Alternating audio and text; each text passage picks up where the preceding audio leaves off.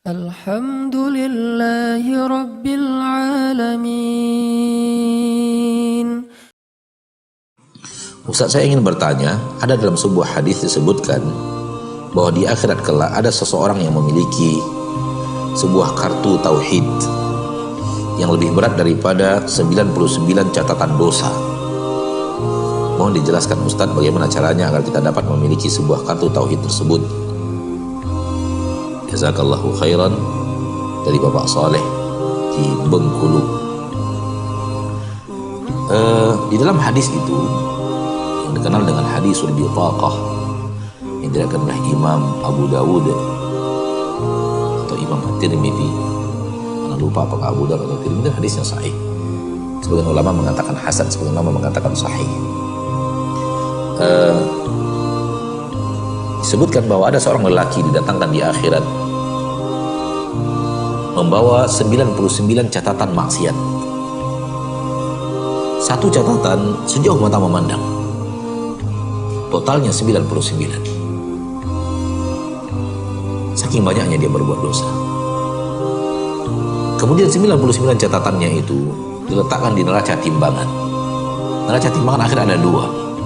Neraca timbangan kebaikan dan neraca timbangan keburukan. Lalu kemudian Allah bertanya kepadanya, halaka min hasanah, maka engkau punya kebaikan? Dia mengatakan, la ya Rabbi, tidak ya Rabbi, masanya tidak ada kebaikan. Kata Allah, ada. Lalu Allah mendatangkan secari kertas, sebuah kartu seperti yang ditanyakan, kecil, bertuliskan la ilaha illallah. Sementara catatan tadi 99. Satu catatan sejauh mata memandang. Ada lagi secari kertas kecil, sebuah kartu bitaqah, kartu la ilaha illallah, pendek sekali la ilaha illallah. Sehingga orang ini, lelaki ini berkata, ma taf'alu hadhil bitaqah nahu hadhis sijillat. Wahai Rabbku, apa yang akan dilakukan oleh kartu kecil ini apabila ditimbang dengan sijillat yang 99 tadi, satu catatan sejauh mata memandang? Kata Allah, engkau tidak akan dizolimi di sisiku. Lalu kartu yang bertuliskan la ilaha illallah diletakkan di neraca timbangan berikutnya. Apa yang terjadi?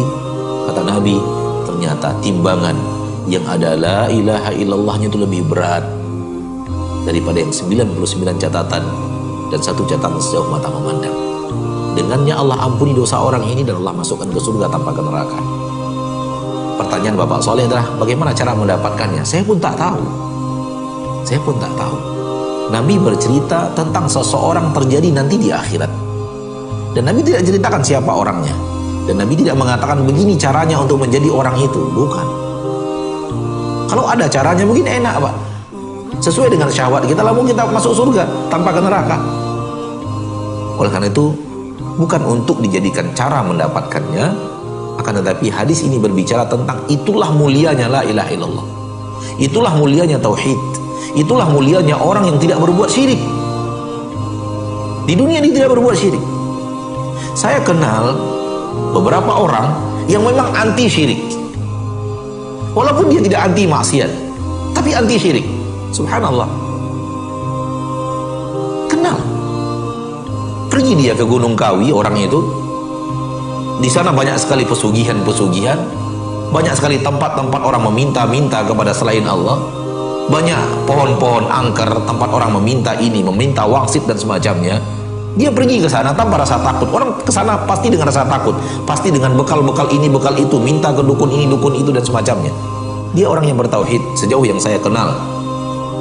Kemudian dia pergi dengan penuh keyakinan Allah yang menjaga saya. Ini orang yang bertauhid. Adapun setan-setan dan hantu belau ini tidak akan bisa memberikan mudarat saya kecuali Allah yang menginginkannya. Ini orang yang bertauhid.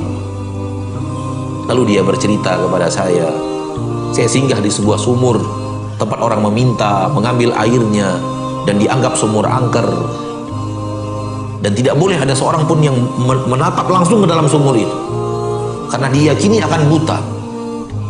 Dan ketika mundur dari sumur itu nggak boleh membalikkan badan, harus mundur sambil menghadap ke sumur itu.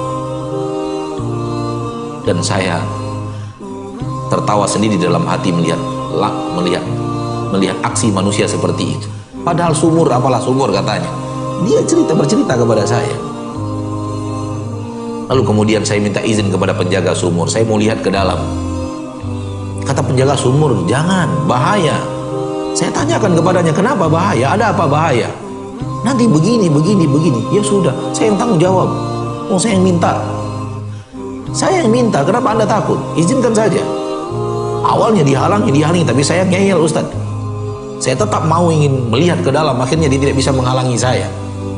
Orangnya lumayan ngeyel juga memang. Tapi subhanallah, ini cerita asli dari pelaku dan pelaku peristiwa. Bagus untuk dijadikan ibrah dan teladan. Ya. Kemudian setelah dia tidak bisa menghalangi saya untuk minta melihat langsung ke sumur itu, akhirnya diizinkan saya untuk melihat sumur.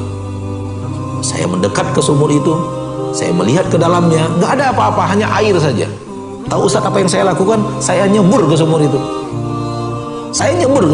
Sumur ini dikatakan angker selama ini. Nggak ada apa-apa kok. Sehat walafiat, saya pulang. Dan orang yang melihat saya ketika itu mudah-mudahan mendapatkan manfaat bahwa sumur ini nggak angker seperti yang mereka katakan. Subhanallah. Ada tauhid di hatinya. Walaupun dia belum istiqamah, ya istiqamah yang diinginkan jauh daripada kesalahan-kesalahan yang lain, namun ada tauhid yang hebat di jiwanya, dan Allah pasti tidak sia-siakan itu. Karena Allah tidak pernah menyia-nyiakan kebaikan, apalagi dia adalah tauhid. Ada manusia-manusia yang tidak terjamah dengan syirik, walau bisa dijamah oleh iblis dan bala tentaranya dengan maksiat.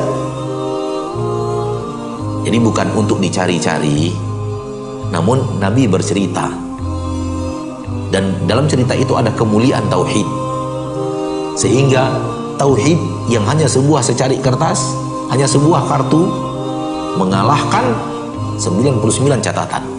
Dan satu catatan sejauh mata memandang, bukan sedikit. Itu dia. Wallahu ta'ala a'la wa a'lam bis-shawab.